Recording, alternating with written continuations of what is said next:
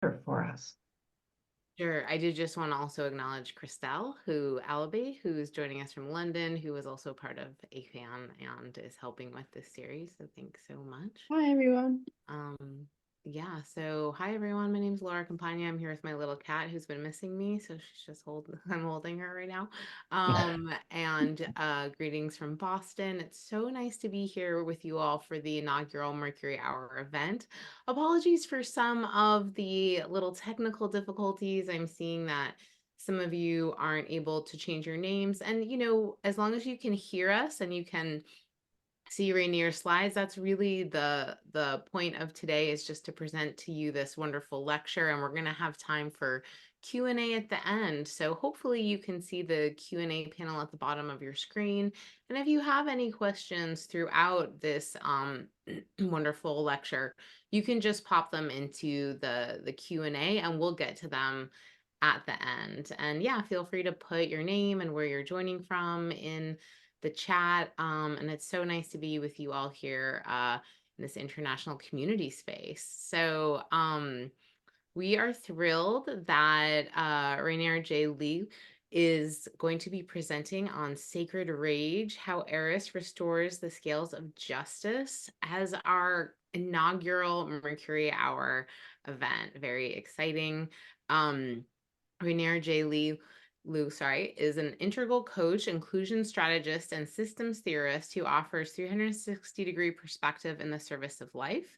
Through a synthesis of methods, including traditional and contemporary astrology, he helps leaders develop awakened businesses, organizations, and vocations that address the complex needs of the 21st century. So without further ado, I'm going to mute myself and spotlight you, and you can feel free to take it away. Thank you so much. Thank you so much, Laura. And thank you so much to OPA for having me. I'm very, very excited to be able to share some of this knowledge with you today. And I hope it serves some of the things that you've been sensing or feeling or inquiring into over the last weeks, months, even years. So without further ado, let me do a quick screen share.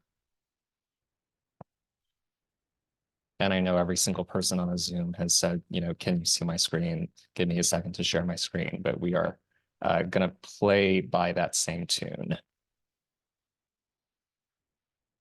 Okay.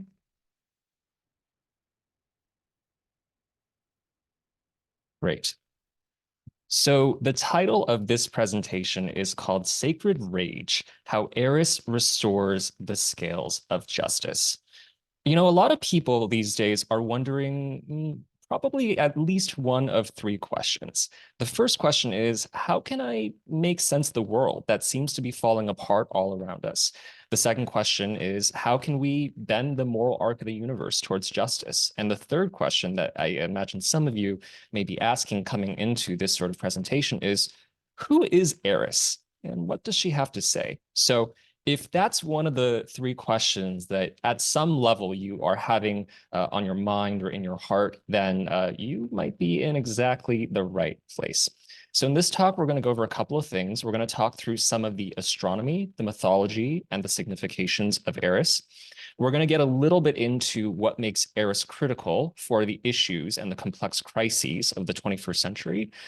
We'll touch into a little bit why she's been sort of overlooked so far in the astrological community, why we haven't heard so much about her, even though she is, as you'll see later in this presentation, possibly the planet for the issues of the 21st century, although I don't want to leave out Sedna and others, but those are for other presentations and other conversations.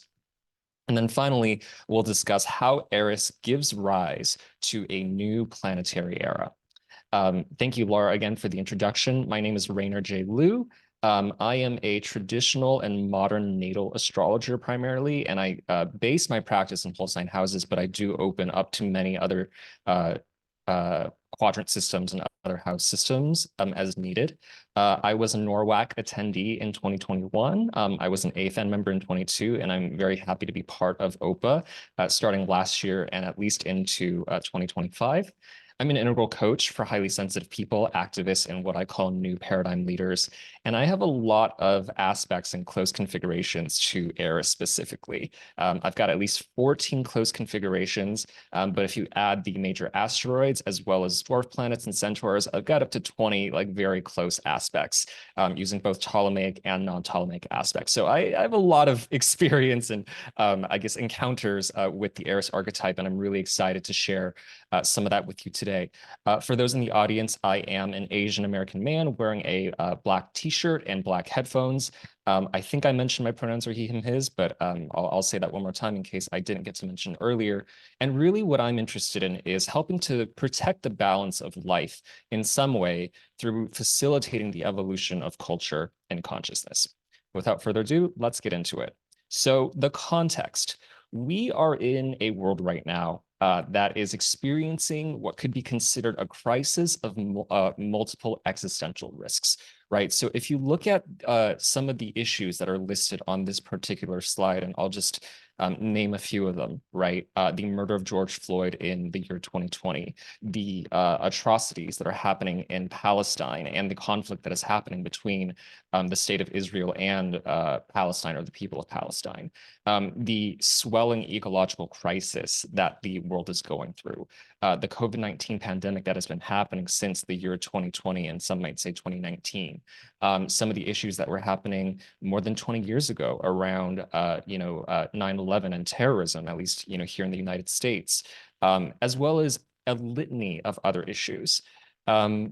A lot of us have come into a lot more awareness around the fact that in the 21st century, a lot of these crises are sort of starting to act upon one another in a way that they converge and mutually reinforce. And in a way, it almost seems sometimes like, how are we going to get out of this? Are we going to get out of this? Is this going to be possible? And I don't know exactly what you're feeling today, but from some of my observations, a lot of people are feeling weary. They're feeling tired. They're feeling overwhelmed and wondering what will become of the planet and the species. Are we going to make it through this, or are we truly doing ourselves in? So this complex net of social crises has been called by different names. Some people call it the polycrisis, and here the Cascade Institute says this occurs when multiple global systems become causally entangled in ways that significantly degrade humanity's prospects. Some call it the metacrisis, which lots of definitions here, but one scholar named Roger Walsh says, barreling towards us is a constellation of crises such as overpopulation, resource depletion, ecological collapse, weapons of mass destruction, and more. I know, very rosy presentation so far, but this is kind of where we are in a way in the 21st century. And some call it the permacrisis, which Cambridge Dictionary defines as a long period of great difficulty, confusion, or suffering that, very optimistic, seems to have no end. Sort of where we are, though. So I'm going to submit to you in this presentation that in order to address the meta crisis of the 21st century, we need the powers or the knowledge or the understanding of what I call the meta goddess, which is what Eris is. And the reason why I believe that Eris is critical to resolving the problems of the 21st century are for a few reasons. One, I will explain throughout this presentation why I believe she is the only outer planet that is explicitly focused on justice. So while all the outer planets can contribute to the ultimate cause or the manifestation of justice in practice, Eris is probably one of the only ones right now that has that specific keyword as a signification. I believe that she addresses the root causes of the global polycrisis, and I'll begin to explain some of those things later in the presentation. And I also believe that Eris, in part due to some of these things, is a key planet for bringing about diversity, equity, inclusion, and belonging on our planet. So why is she critical to solving these problems? Let's see what Eris has to teach us. We're going to begin with a few notes on the astronomy of Eris. So over here on the right, you can see the discovery chart of Eris. I won't go too much into it, but what I can start by saying is that she was discovered in early 2005, and at the time she was being talked about as the 10th planet coming after Pluto. She has a very similar size to Pluto. It was debated for several years, is she slightly larger, is she slightly smaller? But regardless of what that actual size may look like, she's known to be 27% more massive than Pluto. So there's actually quite a lot of density in her astronomical body. She is said to have methane and nitrogen ice on her surface with an internal ocean, actually, which we start to find with some of the planets beyond sort of, the sun through Pluto traditionally. And she has an orbital period of 500, I want you to take this in, 557 years. So that's more than double Pluto's orbit of 248 years. When she was discovered, she was known to have stirred a lot of uproar and a lot of controversy around astronomers. For those who were around in 2005 was the year where Pluto was essentially demoted by astronomical unions into dwarf planet status. What fewer people know about this is that the cause of that was actually the discovery of Eris. Because she is somewhat similar astronomically, people, including planetary scientists and astronomers, began debating, what exactly is the definition of a planet? So, what I find really interesting here is that even in her discovery story, she's essentially already shattering the paradigm of, what is it to be a planet, by whose definition? And a lot of these questions would start to come up. So in that sense, there were a lot of stunning parallels to the mythology of Eris, even in the discovery of, the physical body, the astronomical planet, in the year 2005. You can see that NASA even says that the name fits since Eris remains at the center of a scientific debate about the definition of a planet. Let's now move into the mythology of Eris. So the mythological Eris is somewhat well known. She was essentially known to have been the quote unquote cause of the Trojan War, which, powered many of the great Greek and Roman myths. So traditionally, Eris was known as the goddess of strife and discord, and frequently that sort of label or that sort of moniker had a lot of negative associations that were attached to that. Eris has often been described by many sources to stir up jealousy and envy, to cause fighting and anger among men. And so the way the story goes is this is really based in what is known as the Judgment of Paris. And in this particular mythology, she was, excluded from the wedding of Peleus and Thetis, who were the parents of the Greek hero Achilles. And enraged by her exclusion, she took a golden apple and she inscribed on it the words Callisti, which translates to for the fairest, and she threw it over the fence into the scene of the wedding. Now, as a result of doing this, the golden apple led to three goddesses, Hera, Athena, and Aphrodite, essentially clamoring to be named the fairest of them all, even though this was somebody else's wedding. And as you can see in the painting over here, the three goddesses essentially stripped naked, sort of asking Paris of Troy, who was given the apple, who he would name to be sort of the fairest of them all. Long story short, this caused such a quarrel that it eventually led to the Trojan War because of Helen of Sparta essentially being married to another person, and then that causing essentially, a civilization-wide cataclysm, even in the Greek and Roman mythology. And then this became the basis of the Iliad, the Odyssey, and the Aeneid. So thinking about it this way, even all of the great epics and with all the drama, of these classical epics, all really started with this exclusion of this one goddess and her sense of her being incensed about what happened and what sort of followed on from that. So lots to talk about here. I'll just give two quick points on some of the dynamics that we're going to get into just even through this mythology before I keep moving with the presentation. The first part is one of the issues that many people deal with, especially people who are marginalized and oftentimes women deal with, is they deal with all sorts of projections. And if you look at even the label, the goddess of strife and discord, and you sense into what that could mean, you might notice that depending on how you're interpreting that, that could be a neutral thing, that could be a positive thing, or that could be also a very deeply negative thing. right? And so one of the things that we're going to explore in this presentation is how has Eris been projected on, and what is she really up to mechanically from a technical perspective in the evolution of human consciousness? And then the second reframe I want to offer here in some of these traditional descriptions is that, she was known to stir up jealousy and envy among men. And what I'm going to start to offer as a precursor to what we'll learn later in the presentation is she causing the strife, or is she simply revealing an underlying cause within, especially an in-group that was already there to begin with? So just quick thoughts I want to offer as we contemplate what this particular goddess is really up to. Now, let's explore how the astronomical and the mythological foundation of what was just shared informs some of the astrological symbol that is used for Eris.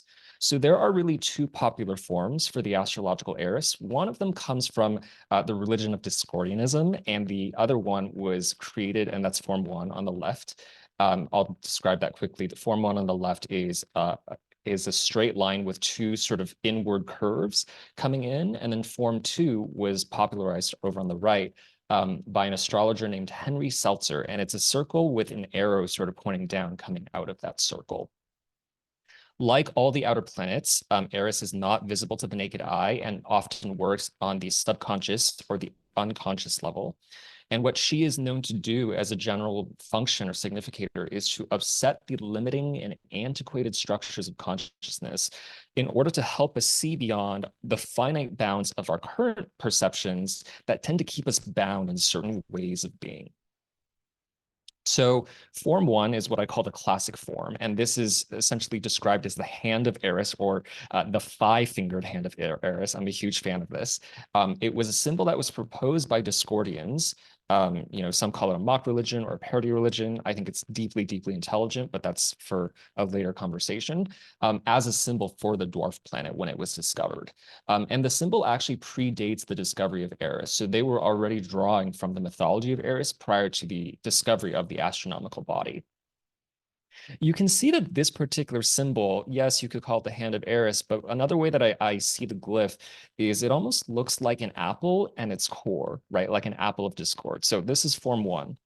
Form two became popularized, especially in the sort of English-speaking world. And it was designed by Henry Seltzer and Asia Seltzer and was proposed in the year 2007. You can sort of see that it looks like a combination of the glyphs of Venus, Mars, and Pluto. And if you sort of contemplate, the functions of those three planets, you might start to see how Eris is this very unique but distinct synthesis of the functions of all three of them. And to me, no one's ever told me this before, but as I contemplated this symbol, I thought that it kind of looked like an apple being thrown into the party. So again, another thing to maybe contemplate as it relates to the glyph and what its function is here.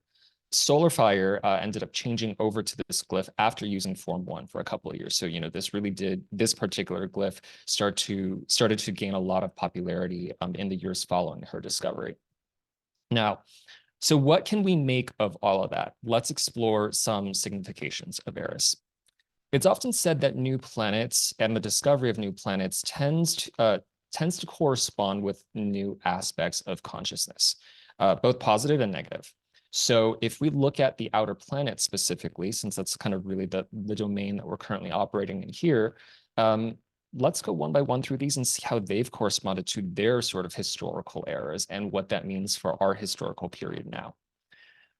Uranus was discovered in the year 1781, shortly after the American and French revolutions. And one of the keywords that astrologers may give Uranus is the word rebellion, right? Rebellion, the unexpected, revolution, eccentricity, innovation, and breakthrough.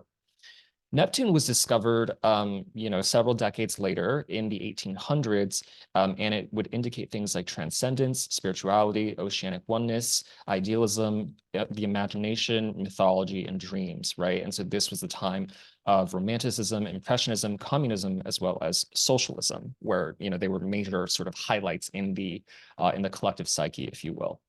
And then Pluto, of course, was discovered in the 1900s, symbolizing things like transformation, creation, destruction, intensity, compulsion, plutocracy, instinct, death, and rebirth. And of course, historically, we saw this correspond with things like the atomic bomb, the rise of fascism, as well as the emergence of disciplines such as depth psychology and shadow work. So thinking about all of these things, we are now in the 21st century where we're working with Eris. And what I'm proposing is that some of her significations are words like evolution, harmony, cosmic justice, cause and effect, competition and strife, diversity, equity, inclusion, and pluralism. And notably, what we've seen around the time of the discovery of Eris have been the more prominent discussion of issues such as the climate crisis, such as COVID-19, Standing Rock, Black Lives Matter, right? The election of Donald Trump, the Me Too movement, as well as the movement for Palestinian liberation. Beyond this, though, even if you look at the data, there are actually researchers who have noticed how starting around the year 2005, which I think is really incredible, we started to see a real rise in the mention of words around diversity, equity, and inclusion topics right around the time of Eris's discovery. So you can see in the graph here, racism, sexism, homophobia, transphobia, Islamophobia, anti-Semitism, the degree to which they have crested since Eris's discovery and really peaking, around the year 2020, I think says a lot about where we may be as a collective, and as a result, what Eris may have to teach us or show us. Let's talk a little bit about the orbital inclination of Eris and how that actually further contributes or reaffirms some of her significations. So I've drawn a little XYZ graph here. This is essentially a simplified version of the solar system. And in the middle, that yellow dot there is our sun. The first thing that we want to look at here is, what do most of the planets so far look like in terms of their relationship to the ecliptic? And most of the planets, in our solar system right now are within, 7 degrees or so, of the plane of the ecliptic. Some astrologers have said that the plane of the ecliptic can be represented as, or can be interpreted as representing consensus reality. And if we look at the function of Pluto, which I'll get to in a second, we'll see how even Pluto disrupted a lot of that. I want to mention here that even Uranus, despite being an outer planet with a 98-degree axial tilt, only has an orbital eccentricity of less than 1 degree. So it doesn't actually go that far off the plane of the ecliptic, even though it's like almost rotating on its side. So when Pluto was discovered, it already disrupted and cut through a lot of that, right? Operating at a 17-degree incline to the ecliptic. And the thing about Eris is she goes even further beyond Pluto, right? Twice the orbit, and cuts through the ecliptic at 44 degrees. So even this particular understanding astronomically of the orbital inclination of Eris might tell us a lot about her function in terms of disrupting the old paradigms of consensus reality and how things have always been. Another way to now interpret this, if we look at where she is in the solar system, is that she's sitting at the edge of the solar system. And, is it possible that she's kind of saying, include me? We need to disrupt the system to include all the outsiders who have, been marginalized for a very, very long time. So when we look at this is another way of potentially understanding that, the goddess of quote unquote strife and discord might not just be a goddess of strife and discord only, right? To stir up trouble for no reason. Maybe there's a deeper drive behind why she is doing what she is doing. And it might become a little bit easier to understand why it is that so much of her significations might have to do with things like diversity, equity, inclusion, and justice. So let's talk a little bit about how Eris drives diversity, equity, and inclusion. And here what we'll do is we'll explore some of the archetypal significations and mechanisms through which she helps to facilitate that at a broader scale. And while we're doing this, I want to invite you to think about strife and discord. Like, what are they for and why do they occur?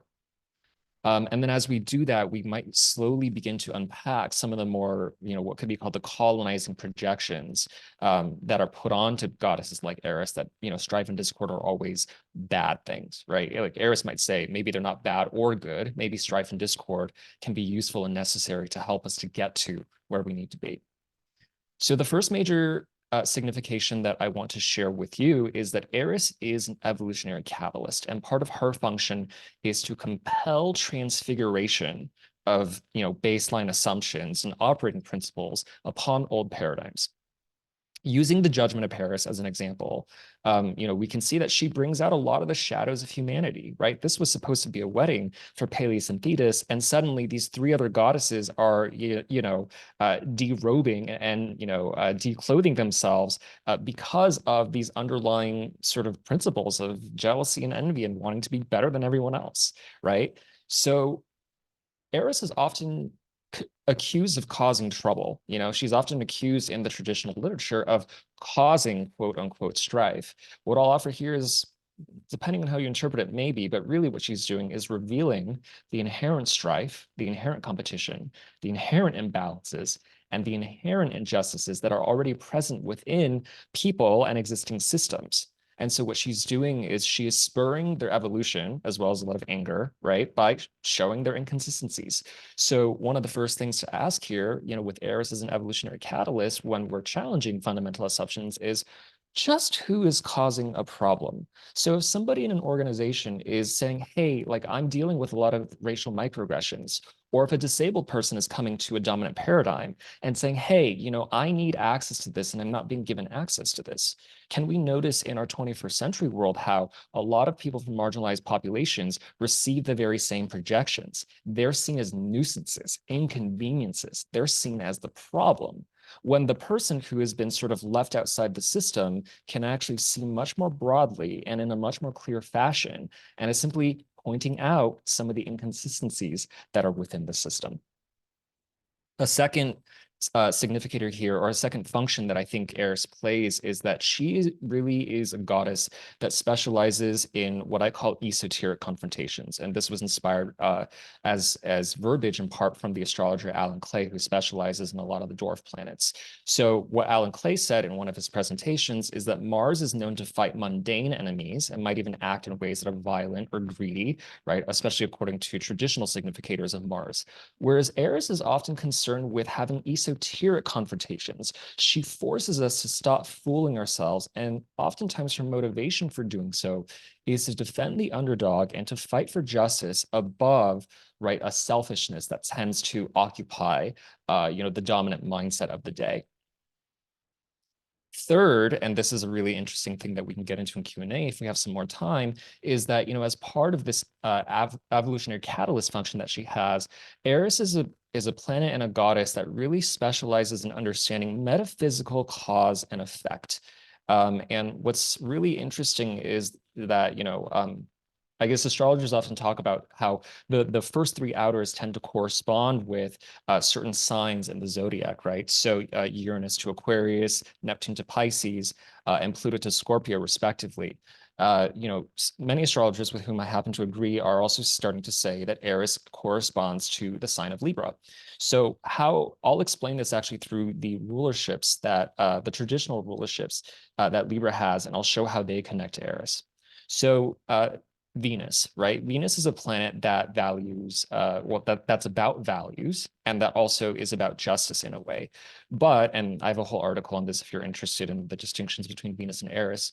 Venus is very much like a diplomat, whereas Eris is saying, hey, the system doesn't allow us to have quality relationships. So we actually need to disrupt the whole system to change and expand the set of values in order for people to have actual harmony versus she might accuse Venus, of saying, hey, like this feels like a false harmony, or there's this kind of harmony, but I need this kind of harmony or in order for this to be real, right? And realness is a big part of Eris. I think that transitions really well into actually, the other ruler of Libra, the exaltation ruler, which is Saturn. And Eris and Saturn also have a lot of sort of shared values, you could say, or shared functions. So Saturn believes that actions have consequences, right? And Saturn, in a lot of ways, might be, you could say Saturn is karmic, right? It's about all sorts of consequences and things like that. Eris is very similar because Eris also embraces things like responsibility, humility, sustainability. Does this work or not? But she's very much, interested in what's a metaphysical cause and effect. So if we think a certain way, how does that lead to things happening in our outer world or things happening in our lives? So again, both of them are sort of big planets of realness. And so I think these are extra these are extra points that lend Eris to correspond really well to the Libra archetype.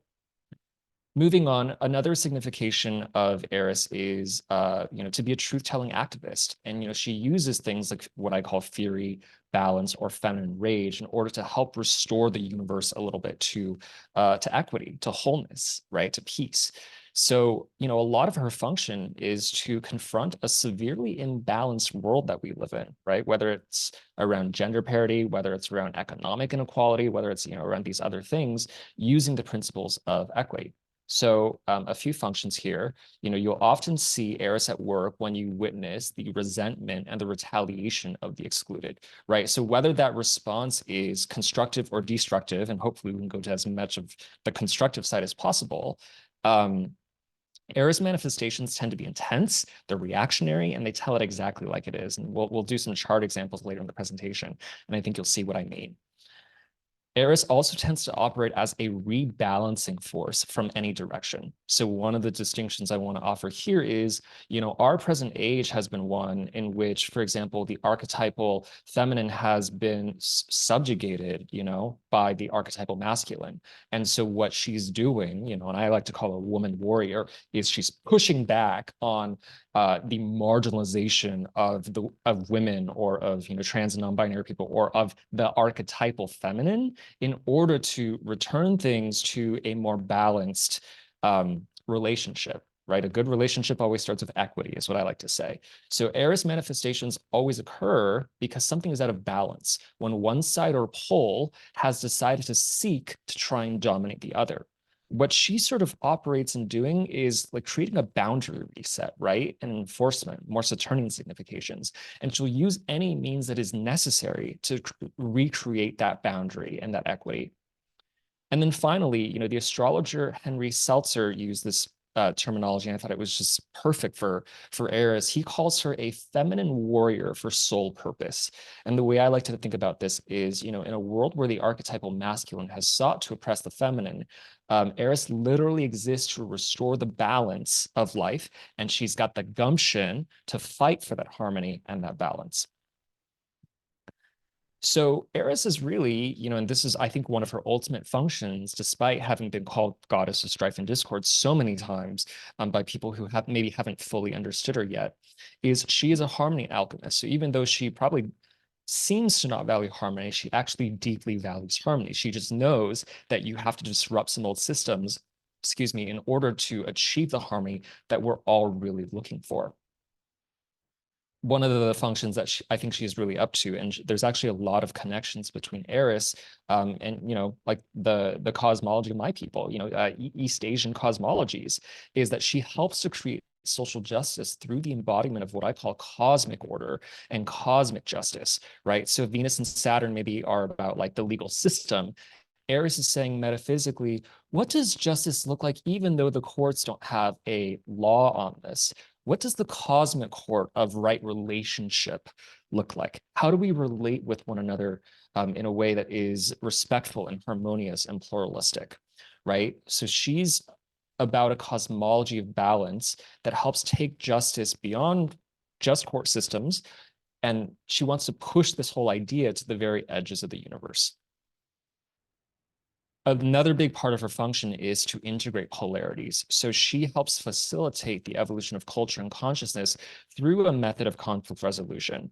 Her extreme orbital inclination also actually tends to mirror evolutionary patterns like spiral evolution or things like that. And so her archetype tends to map directly onto the ways that conflicts, both seemingly, small or, all the way from, things inside us that seem very small to huge things like, the conflict between Israel and Palestine right now, right?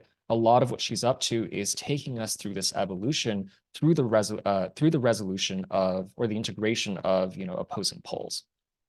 And then finally, a lot of Eris's function is to be a sacred trickster, like she cares deeply about justice, but, she's also sort of tricking us into like these higher truths. So the more you get to know her, the more you might start to see that she actually has, she feels like Mercury in some ways, right? Except with Mercury, it might be just more direct communication information, whereas with Eris, it's about how can I get you to play into a way of seeing things or a way of understanding the world that you might not have seen before. Okay, let's look at some chart examples. We're going to look at three activists, and we're going to see how Eris shows up in their charts. Well, before I do that, I'm going to take a quick sip of water so I can keep going here. All right. First chart, Greta Thunberg. So, well-known climate activist, and we have her date of birth and we don't have her birth time. But regardless, even looking at the aspects between the planets on her date of birth, I think can tell us a lot about why she is such a powerful force that she is. So Greta Thunberg has a grand fire trine going on between Eris, Jupiter, and Pluto. So like no joke in terms of what she's able to do. She's got all of this power, right, with that, with the Jupiter and the Pluto, but having them also in direct relationship with Eris really makes her, a really strong activist for these really big things. You can also see here that her Eris is also in a sextile to Saturn. So, she's also thinking about policy and scaffolding and things like that that can help to resolve a lot of the climate crisis. So look at what she says here and see if you can see Eris in what she's saying. I think this was in 2019. She said to a bunch of world leaders, "You all come to us young people for hope. How dare you? You have stolen my dreams and my childhood. People are suffering. People are dying. Entire ecosystems are collapsing. We are in the beginning of a mass extinction, and all you can talk about is money and fairy tales of eternal economic growth. How dare you?" All right, Angela Davis. So Angela Davis is an activist, a scholar, and an abolitionist. And for those who are, much more familiar with her work, she's very scholarly. She, gives these incredible academic lectures, and you can tell like she's quite professorial in the way that she does her activism. She's also been involved for the vast majority of her life in prison abolition specifically. Big focus on North America, but she also, sort of thinks globally as well. And if you're looking at the chart, it would be sort of hard to tell that she does prison abolition until you notice that Eris is sitting right over there in the 12th house, right, which is often associated with prisons, right, and places where people are, said to be locked away. So notice how Eris is in a direct kite configuration with her grand air trine, right, in terms of what she lectures about, what she talks about, in her 6th, 2nd, and 10th houses here. So very career oriented as well. And so that kite relationship, I just find it so literal because, there was one time where she had said specifically, "I never realized when I was younger that I would spend the majority of my life doing work around prison issues," Eris in the 12th house. "I've been doing work explicitly around prison issues since the early 60s. She says, "Prisons do not disappear social problems. They disappear human beings. Homelessness, unemployment, drug addiction, mental illness, and illiteracy are only a few of the problems that disappear from public view." How 12th house is that? "When the human beings contending with them are relegated to cages." Marianne Williamson. Marianne Williamson is a 4 times New York Times bestselling author and activist, as well as a politician running for the Democratic nomination for president of the United States. So this is an A-rated chart. She has a very long career as an author, as a speaker, especially on spiritual and metaphysical topics a lot of times. And she tends to weave that with, her perspectives on activism and social progress and things like that. It's really interesting to see where Eris is in her chart and how that sort of functions here. So first, you can notice that she also has Eris in a grand trine, just like the previous two. And she has Eris in a grand trine with Mercury and Pluto over there in Leo, as well as, I'm considering the descendant here, as a point, but, the way that she speaks to others. So this is all part of, sort of this flowing configuration. And then she's also got Eris here in the 11th house opposite her midheaven ruler and in a T-square with Chiron over there in the 8th house. So what I find really fascinating about this is if you look at a lot of her work, she is taking spiritual principles with that 9th house midheaven, and she's trying to formulate and create and propagate public policies that help to liberate more people. She's got a whole website full of all kinds of policies that really the vast majority of Americans support, but a lot of her work is trying to show people that governments can do more for them. And a lot of times, if you listen to what she says, she'll talk about the ways in which she would see how people's lives were falling apart through the effects of what she calls bad public policy. And so notice how Chiron is at the focal point of that T-square over them in the 8th house in Capricorn. What happens when you are essentially the victim of bad public policy? And so notice how, Marianne Williamson is sort of showing up in the public arena, having this conversation through, these configurations in part, right, that are in her chart here.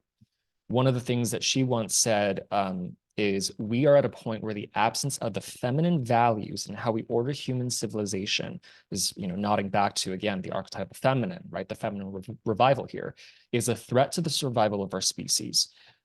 We have evolved and must evolve to the realization that every one of the children on this earth is our children, and that the earth itself is our home. It's not enough, she says, that women are in the pulpit, in the boardroom, that they're in politics. If all we do is mimic the same patriarchal nonsense that kept us down before we got here, if everything that you're saying, she says, and doing as a woman is getting applause all the time, you might want to think about exactly what you're saying. Because in order to stand for feminine values today, she says, we are by definition challenging the status quo. So as a result of all of that, what can we take away from all of this? I want to offer just a few points on Eris that we could get into, and then we can get into Q&A, and you're welcome to ask me any questions that you may have about this planet. The first is, I believe that Eris is a key addition to all the outer planets, and I'll make some distinctions between around how she's different from Uranus, Neptune, and Pluto. So with Uranus, right, here are some of the significations again: rebellion, the unexpected, revolution, innovation, and breakthrough. And how is Eris different? Well, I believe that Uranus is a planet that creates difference for its own sake, whereas Eris tends to react if something is out of balance. And what she does is she disrupts the ill status quo, frankly, to try and create harmony. So Uranus and Eris are both, agents of chaos in a way, or of disruption, but the reason that they're doing it comes from a slightly different place. Neptune, right? Neptune is spiritual and creates unity through dissolving boundaries. The distinction I think to be made here is that Eris is metaphysical, and she creates unity through inclusion and this active process. So it's not about dissolution per se. It's about, hey, this person's been left out of a system and they need to be brought in. And of course, Eris's relationship with each of these planets. But again, this is about the distinctions between them. And then Pluto, finally, transformation, creation, destruction, death, and rebirth. Pluto is a death and birth doula that demands hard transformations, right? And forces us to investigate and deal with our shadows. Eris is a metaphysician who shows us what's out of balance. So typically, when something's out of balance, then we actually have to go and maybe do the shadow work sometimes, to deal with it. But Eris primarily is showing us what's incorrect, what's unjust, what's not harmonized within ourselves or within the greater systems that we live in. So again, here I believe that Eris has significations such as evolution, harmony, cosmic justice, cause and effect, competition and strife, DEI, as well as pluralism. The second thing I want to offer here is that Eris is key as a response to the multitude of crises of the 21st century. One of the things I didn't mention earlier is that she was actually known as the mother of the Kakodaimones, or what's known as the bad spirits, which I think also shares the name, that's also the name for the 12th house, right? Or the place of bad spirits, so to speak, which is a place of, being marginalized in a lot of cases. If you think about all the various crises that I mentioned earlier, as well as any other crises that you're noticing, all of these crises in the current era can actually be described through the Kakodaimones, which are the evil spirits that plague mankind. And those are hardship, forgetfulness, starvation, pains, battles, wars, manslaughters, grievances, lies, murders, disputes, lawlessness, ruin, and false oaths. So whether it's, at least here in North America, and probably elsewhere, right, the murder of Black people by cops, right? Whether it's the ongoing pandemic that is, still disabling millions and millions of people, or whether it's anything else that you can, think of in terms of these large scale cataclysms that seem impossible to deal with. What I'm offering here is that the root cause of all of these are all subjects and topics with which Eris specializes. But of course, these are always like the really, really hard things that a lot of people, whenever possible, look away from or project onto. This dynamic is always there, but Eris is sort of here saying, as our one of our big 21st century planets saying, when are you going to come and actually look at this so that we can transform and we can finally resolve and evolve beyond this crisis? Eris says, you have built for yourself psychic suits of armor. And just think about the ways in which the world has sort of been oppressed by its own paradigm of perception and what can be done versus what's actually possible. She says, and clad in them, your vision is restricted, your movements are clumsy and painful, your skin is bruised, and your spirit is broiled in the sun. I am chaos. I am the substance from which your artists and scientists build rhythms. I am the spirit with which your children and clowns laugh in happy anarchy. I am chaos. I am alive, and I tell you that you are free. I think this really goes into, I think, the final point that I want to offer here, which is that Eris is really a facilitator at the end of the day of cosmic justice, right? I think she's a lot more than, just the goddess of strife and discord, which itself is coming from a limited paradigm of perception of what she's really up to, right? And of course, it's always seen as a negative when it's viewed through a patriarchal lens. But she is the goddess of cosmic justice, of inclusion, of pluralism, and of harmony. And in her case, strife and discord are but a means to a world where we all belong. So I want you to take a moment to think about, the world that can really be possible here. And what she is really doing to help enable that. Eris presents the possibility of a world where things can look like this, where things, our everyday lives can feel as magical and evolved and whole as what you see in this photo. But of course, it takes a lot of work to get there. And of course, the exact how of how she does it, the exact, how do we bridge the gap between, I just gave you a presentation on some of the things that she does and actually becoming those people that can help to facilitate that large scale transformation. Well, we have just scratched the surface today, and I want to leave some time for Q&A. So let's do that. But before that, I want to tell you that over the next 3 days, I'm actually running a promotional period for our masterclass on Eris at half the usual price. So if this is something that you feel you want to get more into today, this was really just the beginning, right? To help you know her a little bit, to recognize the feeling of anger, how it operates. If anything's ever happened to you where you felt marginalized, or you want to help act on behalf of these, I don't know, important causes, right? That are sort of coming up in the world, right? If you're really looking to deepen your relationship with that archetype and become part of the answer, then this is definitely the class for you. We're just tip of the iceberg today. And so if you want a full course on how she works, how to become that person, how to take part in our evolution and our transformation, this course is going to go over several things that I think you're going to really enjoy. The first module is an even deeper dive into the Eris archetype and how she applies to all the issues of the 21st century.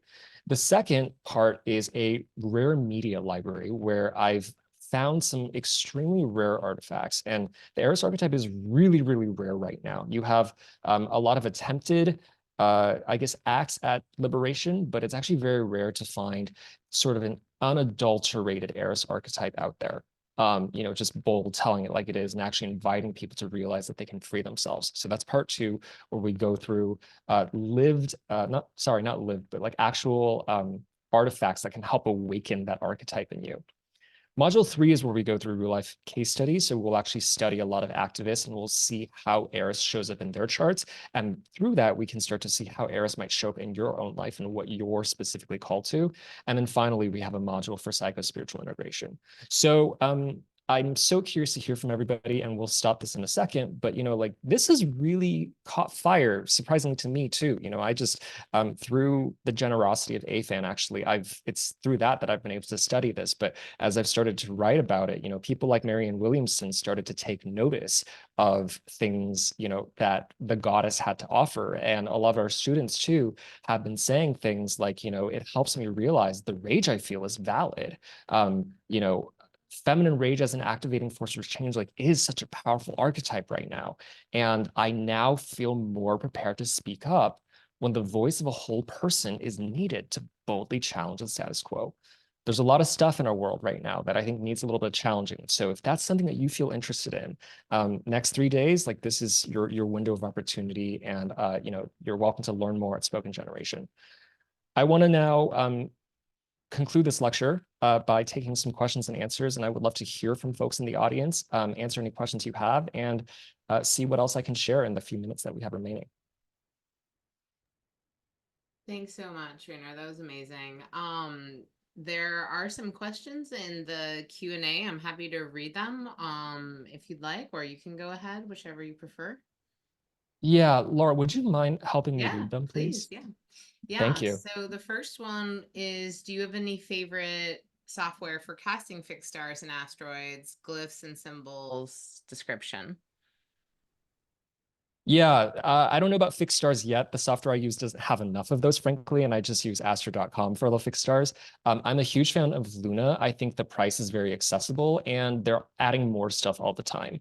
So a lot of the asteroids, as well as Eris, one of the dwarf planets, they're all available and easily castable within Luna. And so I find that just the barrier to entry is low from a cost perspective. It's also very easy to learn. Fantastic. Thank you. And then a question from Mike T, who enjoyed your presentation, is if you have any thoughts about how Eris will influence events in the US upcoming November election. I haven't looked closely at where Eris is with respect to that. What I can say is that, Pluto will dip back into Capricorn right around the time of the November elections, which feels a little bit challenging. And when Pluto returns to, Capricorn, it'll go back into that square that Eris and Pluto were in around 2020, which is when, like all that stuff in 2020 essentially happened. Very intense aspect. So, if Eris is involved, based on what I currently know, I haven't fully looked. I think we're going to be revisiting a lot of the themes of strife and discord, and of this not polarity, but this continuum from when Eris and Pluto are in a square.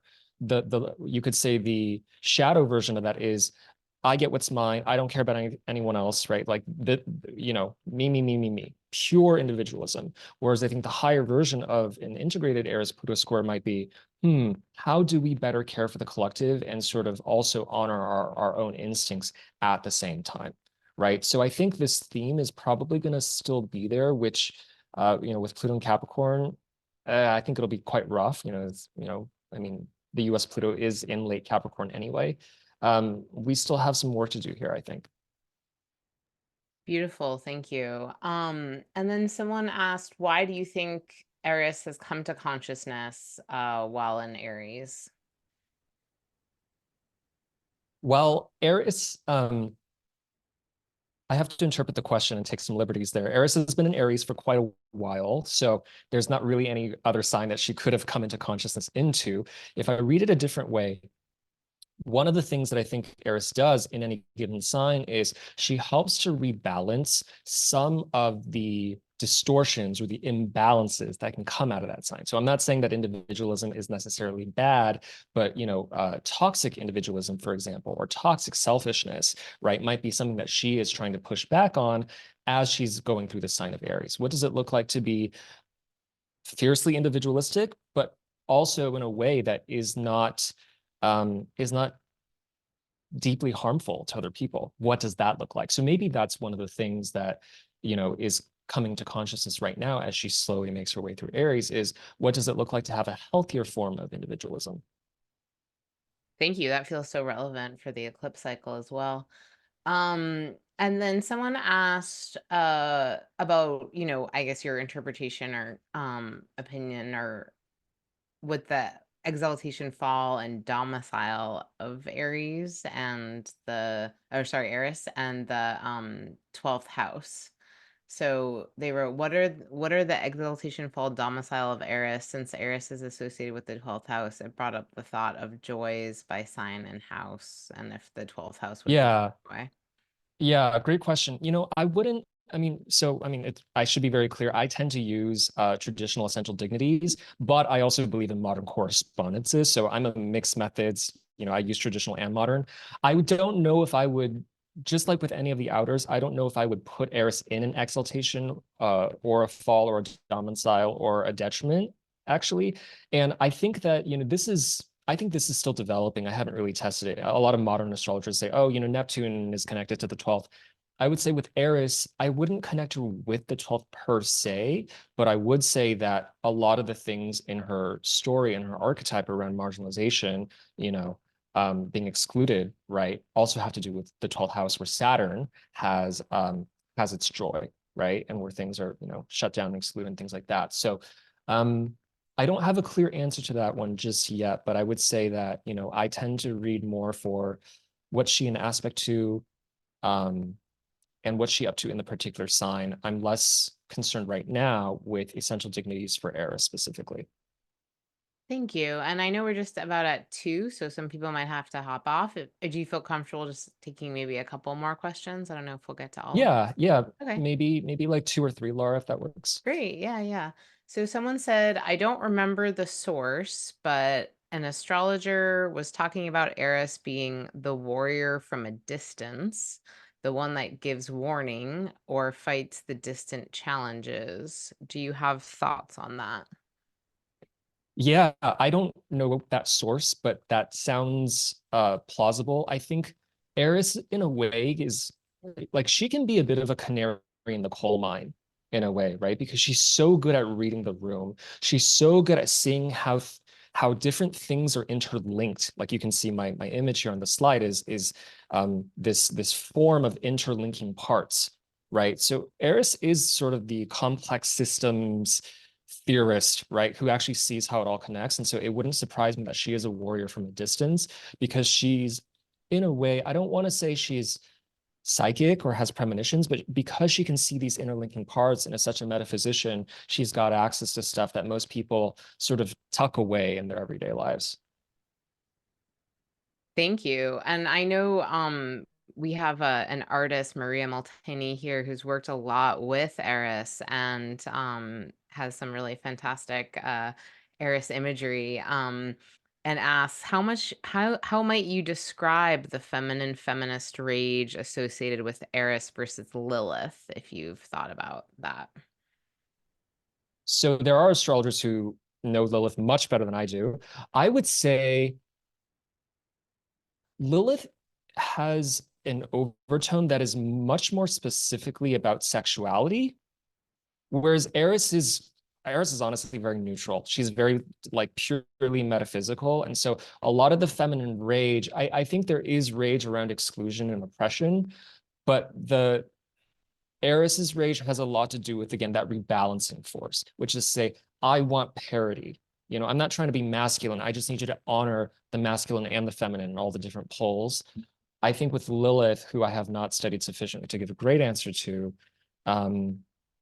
has a different story there. I think there are different textures to her particular way of being and her way of, I'll put it this way, Eris is not about sexuality, whereas Lilith is about being allowed to have a certain form of sexuality that is often repressed or looked down upon or things like that, whereas Eris is more broad in general. Fantastic. That's super helpful. Does that Yeah. feel like a good place to conclude? Do you want to take one more or? I'll take one more. Okay. Do you have any thoughts about the fact that the age of colonization, with Christopher Columbus' arrival in the Americas began one Eris cycle ago, approximately? Hmm. I'd have to check that, but I think an Eris return. One of the ways to think about it might be, and I'm still processing this real time, so I can't say for sure, but what's coming up for me is, cycles are usually about reckonings, right? The Saturn return is about a certain kind of reckoning. The Pluto return is about a certain kind of reckoning. Of course, Eris hadn't been discovered then, but if we think about this as an Eris return, and if it indeed is an Eris return, then it's about 557 years.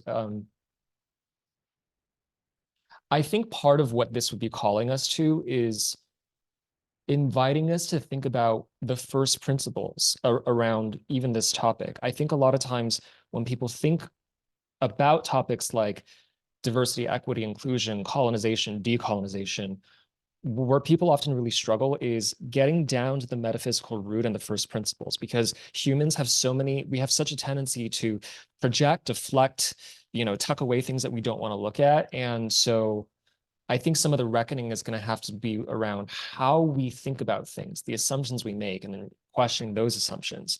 For those who, are into like philosophy and things like that, like epistemologies, ontologies, cosmologies. How are we actually thinking about that? Are we willing to break our own paradigm of perception? So I do think I think Eris is still pretty new in the overall consciousness, but I do think there will be an invitation to start to deconstruct our paradigms a little bit,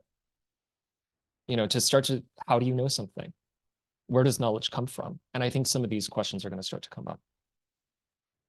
Fantastic. Thank you. Well, there's just been so much effusive appreciation for your brilliance in the chat. So people can find you at Spoken Generation. And we just thank you so much for being the first presenter and the Mercury Hour series. And for everyone who signed up and registered, you'll get a copy of this recording. And we just encourage everyone to get in touch with Rayner directly with any questions about his scholarship and amazing work. So thanks so much, everyone, for being here.